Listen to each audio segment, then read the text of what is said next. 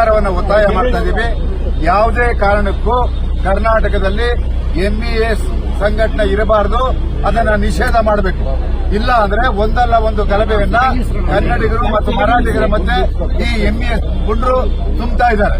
ಹಾಗೆ ಈ ಶಿವಸೇನೆಯನ್ನ ಈ ಒಂದು ಕರ್ನಾಟಕದಲ್ಲಿ ಪ್ರವೇಶ ಮಾಡೋದಕ್ಕೆ ಕನ್ನಡ ಸಂಘ ಸಂಸ್ಥೆಗಳು ಬಿಡಬಾರದು. ಇವತ್ತು ನಾವು ಸಾಂಕೇತಿಕವಾಗಿ ಈ ಒಂದು ಹೋರಾಟವನ್ನು ಮಾಡ್ತಾ ಇದ್ದೀವಿ. 28ನೇ ತಾರೀಕು ಎಲ್ಲಾ ಕನ್ನಡ ಪರ ಸಂಘಟನೆಗಳ ಕರೆದು ಮುಂದಿನ ಹೋರಾಟಕ್ಕೆ ಕರೆಯನ್ನ ಕೊಡ್ತಾ ಇದ್ದೀವಿ. ಅದು ಯಾವ ರೂಪದಲ್ಲಿ ಬೇಕಾದ್ರೂ ಆ ಹೋರಾಟ ಆಗಬಹುದು. ಅದಕ್ಕೆ ಎಲ್ಲಾ ಕನ್ನಡ ಪರ ಸಂಘಟನೆಗಳು, ನಾಡಿನ ಜನ ಎಂಇಎಸ್ ವಿರುದ್ಧವಾಗಿ ಸಿಡಿದೇಳಬೇಕು ಅಂತ ಒತ್ತಾಯವನ್ನ ಮಾಡ್ತಾ ಇದ್ದೀವಿ.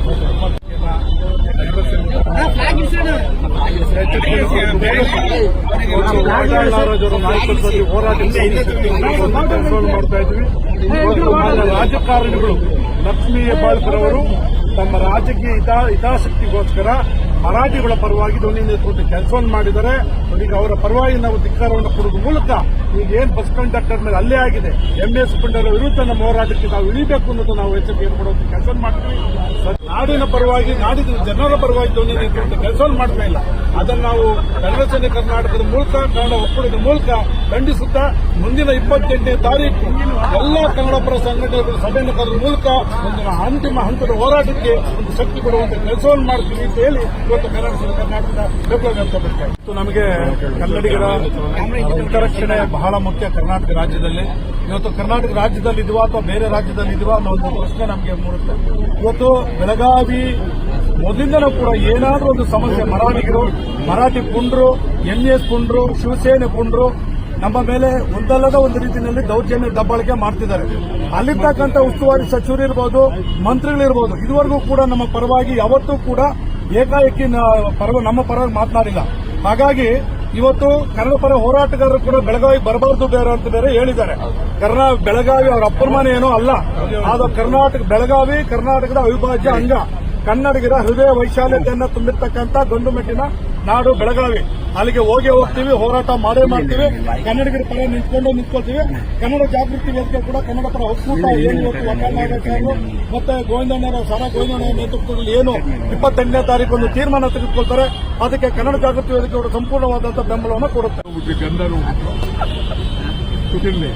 ಈಗ ಒಂದೇನಾಗಿದೆ ಅಂತ ಹೇಳಿದ್ರೆ, ಬೆಳಗಾವಿ ಯಾರ್ದು ಅನ್ನೋದು ತೀರ್ಮಾನ. ಮರಾಠಿಯವ್ರದ, ಕನ್ನಡಿಗರದ, ಯಾರ್ದು ಅಂತ ನಾವು ಬಹಳ ವರ್ಷಗಳ ಹೋರಾಟ, ಮಹಾಜನ್ ವರದಿಗಿಂತ ಮುಂಚೆ ಸುಮಾರು 60 ವರ್ಷದಿಂದ ಬೆಳಗಾವಿಗಾಗಿ ಹೋರಾಟ ಮಾಡ್ತಾ ಇದ್ದೀವಿ. ಒಂದಲ್ಲ ಎರಡಲ್ಲ. ಮಹಾಜನ್ ಬೆಂಗಳೂರು ಬಂದಾಗ ನಾನು ಹಿಂದೆ ಮುದ್ದೇಗೌಡರು ಅಂತಿದ್ರು. ಮಹಾತ್ಮ ಗಾಂಧಿ ರಸ್ತೆಯಲ್ಲಿ ಕಪ್ಪಾಟ ಹಿಡಿದು ಮಹಾಜನ್ ಹಿಂದಕ್ಕೆ ಹೋಗಬೇಕು ಅಂತ ಹೇಳಿದ್ರು. ಇವತ್ತಲ್ಲಿ ಎಂಇಎಸ್ ಮಹಾರಾಷ್ಟ್ರ ಏಕೀಕರಣ ಸಮಿತಿ, ಕರ್ನಾಟಕ ಏಕೀಕರಣ ಸಮಿತಿ ಅಲ್ಲ, ಅದು ಎಂಇಎಸ್ ನಿಷೇಧ ಮಾಡ್ತೀವಿ ಅಂತೇಳಿ ಬೊಮ್ಮಾಯಿಯವರು ನಾವು ಬಂದ್ ಕರೆ ಕೊಟ್ಟಾಗ ನಮ್ಮನ್ನು ಮನೆಗೆ ಕರೆದು ಬಹಳ ಗೌರವವಾಗಿ ನಾಳೆ ಬಂದು ಇವತ್ತು ಅವರು ಹೇಳ್ತಾರೆ ನಾನು ಕಡ್ಡಾಯವಾಗಿ ಎಂಇಎಸ್ ನಿಷೇಧ ಮಾಡ್ತೀನಿ ಅಂತ. ಮಾಡಲಿಲ್ಲ, ಯಾರು ಮಾಡಲಿಲ್ಲ. ಸಿದ್ದರಾಮಯ್ಯನವರಿಗೆ ಹೇಳ್ತೀನಿ, ಮೂಲಭೂತವಾಗಿ ಎಂಇಎಸ್ ನಿಷೇಧ ಆಗಲೇಬೇಕು. ಎಂಇಎಸ್ ಕಾರ್ಯಾಲಯ ಮುಚ್ಚಲೇಬೇಕು. ಎಂಇಎಸ್ನವರು ಕನ್ನಡಿಗರ ಜೊತೆಯಲ್ಲಿ ಹೊಂದ್ಕೊಂಡ್ರೆ ಇರಲಿ, ಇಲ್ಲ ಮಹಾರಾಷ್ಟ್ರಕ್ಕೆ ಗಡಿಪಾರ್ ಮಾಡಲೇಬೇಕು. ಶಿವಸೇನೆ ಗಡಿಪಾರ್ ಆಗಲೇಬೇಕು. ಇದ್ರ ಜೊತೆಗೆ ನಮ್ಮ ರಾಜಕಾರಣಿಗಳು ಲಕ್ಷ್ಮೀ ಹೆಬ್ಬಾಳ್ಕರ್ ಅವರು ಕರ್ನಾಟಕದ ಮಂತ್ರಿ, ಆದರೆ ಅವರ ಹೃದಯ, ಮನಸ್ಸು, ಪ್ರೀತಿ ಎಲ್ಲ ಮರಾಠಿ ಪರ. ಮರಾಠಿ ಅಂದ್ರೆ ಅವರಿಗೆ ಬಹಳ ಪ್ರೀತಿ. ಮತ್ತು ಸಾಹುಕಾರಗಳಿದಾರಲ್ಲ, ಸತೀಶ್ ಜಾರಕಿಹೊಳಿಗಳು ಅವೆಲ್ಲ ಅವು ಮರಾಠಿನೇ. ಮತ್ತು ಕಾಂಗ್ರೆಸ್ನವರಿದಾರಲ್ಲ ಅವರು ಮರಾಠಿ. ಮತ್ತು ಜಗದೀಶ್ ಶೆಟ್ಟರ್ ಇದಾರಲ್ಲ ಅವರು ಮರಾಠಿ ಪರ. ಯಾವ ರಾಜಕಾರಣಿಯೂ, ಕರ್ನಾಟಕದ ರಾಜಕಾರಣಿಗಳು ಕನ್ನಡಿಗರ ಪರ ಇಲ್ಲ, ಮರಾಠಿ ಪರ ಇದ್ದಾರೆ. ಅವರು ನಿಜವಾಗಲೂ ಗೌರವವಾಗಿ ನಡ್ಕೊಳ್ಬೇಕಾಗಿದೆ. ಇವತ್ತು ನಮಗೆ ಬೆಳಗಾವಿ ಉಳಿಬೇಕಾಗಿದೆ. ಬರೀ ಬೆಳಗಾವಿ ಒಂದೇ ಅಲ್ಲ, ಉತ್ತರ ಕರ್ನಾಟಕ ಉಳಿಬೇಕಾಗಿದೆ, ಹೈದರಾಬಾದ್ ಕರ್ನಾಟಕ ಉಳಿಬೇಕಾಗಿದೆ. ಮತ್ತು ಕಳಸಾ ಬಂಡೂರಿ ಕೈ ಕೊಟ್ಟಿದ್ದಾರೆ, ಹೈದರಾಬಾದ್ ಕರ್ನಾಟಕ ಕೈ ಕೊಟ್ಟಿದ್ದಾರೆ, ಕೇಂದ್ರ ಸರ್ಕಾರ ಕೈ ಕೊಟ್ಟಿದ್ದಾರೆ, ಮೇಕೆದಾಟ್ ಕೈ ಕೊಟ್ಟಿದ್ದಾರೆ. ಕರ್ನಾಟಕವನ್ನ ಕೇಂದ್ರ ಕಡೆಗಣಿಸಿದ್ದಾರೆ. ಮಹಾರಾಷ್ಟ್ರ ನಮ್ಮ ಮೇಲೆ ದಾಳಿ ಮಾಡ್ತಾ ಇದ್ದಾರೆ.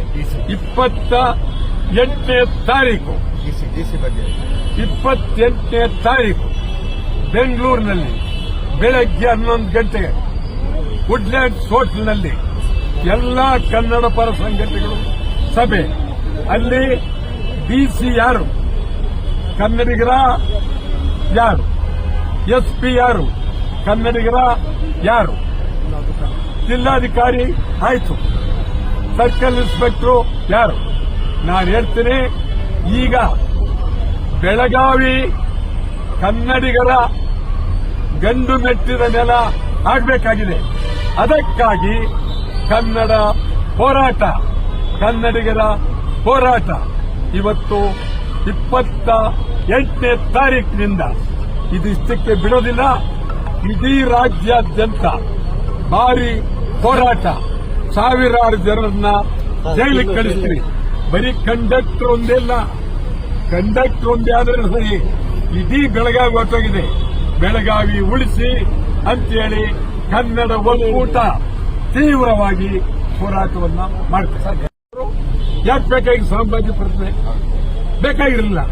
ಅಲ್ಲಿ ಕಾರ್ಪೊರೇಷನ್ ಮರಾಠಿಯವರು, ಮೇಯರ್ ಮರಾಠಿಯವರು, ಲೇಬಲ್ ಬಿಜೆಪಿಯವರು ಮರಾಠಿ ಏಜೆಂಟ್ರು, ಬಿಜೆಪಿಯವರು ಆರ್ಎಸ್ಎಸ್ನವರು ಮರಾಠಿ ಏಜೆಂಟ್ರು, ಕಾಂಗ್ರೆಸ್ನವರು ಮರಾಠಿ ಏಜೆಂಟ್ರು.